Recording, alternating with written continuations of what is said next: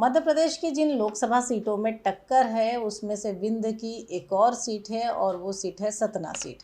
Satna seat पर एक तरीके से त्रिकोणीय मुकाबला है। मुकाबला बीजेपी कांग्रेस के साथ साथ वहाँ पर बहुजन समाज पार्टी के कैंडिडेट की मौजूदगी है। चलिए अब सतना सीट को समझते हैं कि सतना सीट में कौन कौन से कैंडिडेट हैं और वहाँ किस तरह के इक्वेशंस हैं। सतना सीट पे फिलहाल बीजेपी ने सांसद गणेश सिंह को ही प्रत्याशी बनाया है और गणेश सिंह के सामने जो है कांग्रेस ने सिद्धार्थ कुशवाहा को टिकट दिया है। अब इसमें एक इंटरेस्टिंग बात यह है, और अगर हम साथ में बीएसपी की बात करें तो बीएसपी से यहाँ पर इस बार नारायण त्रिपाठी मैदान में है। अब अगर तीनों ही कैंडिडेट के प्रोफाइल की बात करें तो सांसद गणेश सिंह जो है हाल ही में कुछ महीने पहले ही नवंबर में विधानसभा चुनाव हारे हैं सिद्धार्थ कुशवाहा से ही।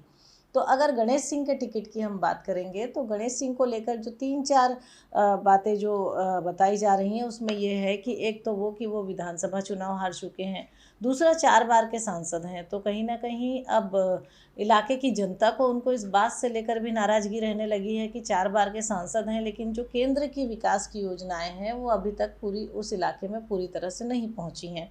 तीसरा, जो बीजेपी के कार्यकर्ता हैं या जो टिकट के दावेदार हैं, जो लोकसभा के टिकट के दावेदार होंगे, जो विधानसभा के टिकट के दावेदार होंगे, उनके मन में लगातार ये बात है कि एक ही चेहरे को 4 बार से सांसद बनाया गया और विधानसभा हारने के बाद भी 5वीं बार उनको टिकट दिया गया। तो ये नाराज़गी कहीं ना कहीं बीजेपी के कार्यकर्ताओं के मन में, जो स्थानीय स्तर के नेता हैं उनके मन में अंदर खाने में देखने को मिल रही है। तीसरा, अगर हम बात करेंगे कि गणेश सिंह की कुछ चीज़ें जो हो सकती हैं जिनको लेकर कहा जा सकता है कि पलड़ा भारी भी हो सकता है या जिनके उन्हें फ़ायदे मिलेंगे, तो एक सबसे बड़ी बात यही है कि लगातार तमाम सारी चुनौतियां लगभग हर चुनाव में इस तरह से सामने आती हैं कि जनता की इस तरह से नाराज़गी है, कार्यकर्ताओं की किस तरह से है या बीजेपी में अंदर खाने में क्या नाराज़गी है। उसके बाद भी इन सारी चुनौतियों को दरकिनार करते हुए वो वहाँ से 4 बार सांसद बने।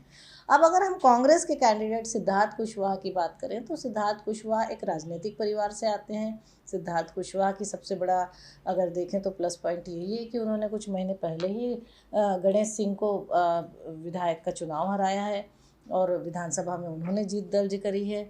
इसके अलावा अगर दोनों कैंडिडेट में हम तीसरे की बात करें, जो बीएसपी की मौजूदगी, क्योंकि मध्य प्रदेश के जो बॉर्डर के एरियाज़ हैं, खासकर विंध्य के इलाके की हम बात करें, ग्वालियर चंबल की बात करें या बुंदेलखंड की करें, तो यहाँ पर हमेशा एक तीसरे दल की मौजूदगी होती है।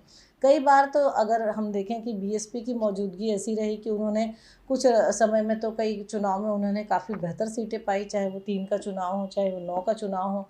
और इसी तरह अगर हम बात करें सपा की, तो बुंदेलखंड के इलाके में सपा और बसपा दोनों की मौजूदगी देखने को मिलती है, क्योंकि जो विंध्य इलाका है यहाँ पर जो सबसे ज़्यादा जातिगत समीकरण होते हैं वो असर डालते हैं चुनाव के नतीजे पे।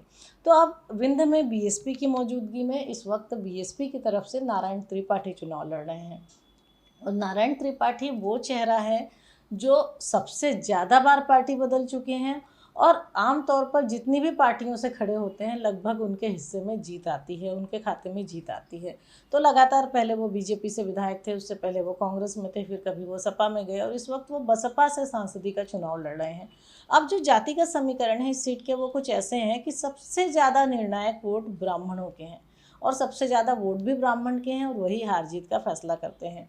दूसरा, जो अन्य पिछड़ा वर्ग के वोट की बात करें, अल्पसंख्यक के वोट की बात करें, तो कांग्रेस और बीजेपी जो दोनों के कैंडिडेट हैं वो एक ही वर्ग से आते हैं, तो निश्चित ही उस वर्ग के वोट बंटना तय माना जा रहा है। तीसरा, अगर बीएसपी की बात करें तो चूंकि बीएसपी में जो अक्सर एक सोशल इंजीनियरिंग की बात होती है, तो कैंडिडेट तो ब्राह्मण है और उसके साथ सबसे ज़्यादा निर्णायक वोट वहाँ के ब्राह्मण हैं। दूसरा, अगर बीएसपी कैंडिडेट है तो आमतौर पर ये माना जाता है कि बीएसपी का वोट कहीं और नहीं जाता है, बीएसपी के कैंडिडेट को ही जाता है और बड़ा डेडिकेटेड वोट माना जाता है बीएसपी का।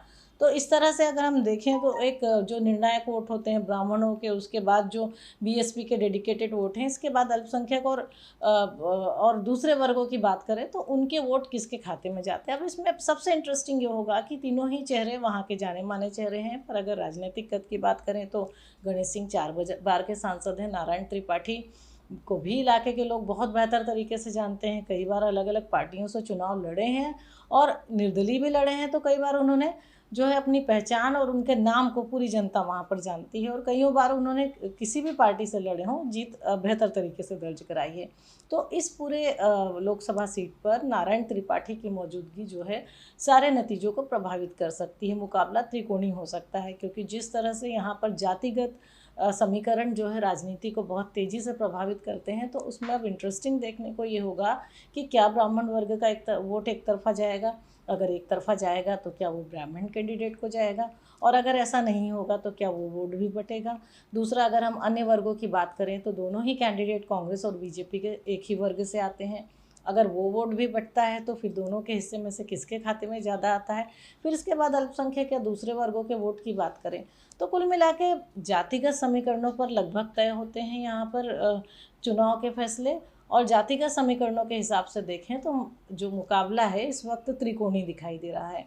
पर इसमें भी इनकार नहीं किया जा सकता कि गणेश सिंह का राजनीतिक कद इस वक्त तीनों कैंडिडेट में सबसे बड़ा है। उसके बाद नारायण त्रिपाठी का नाम आता है, फिर सिद्धार्थ कुशवाहा का।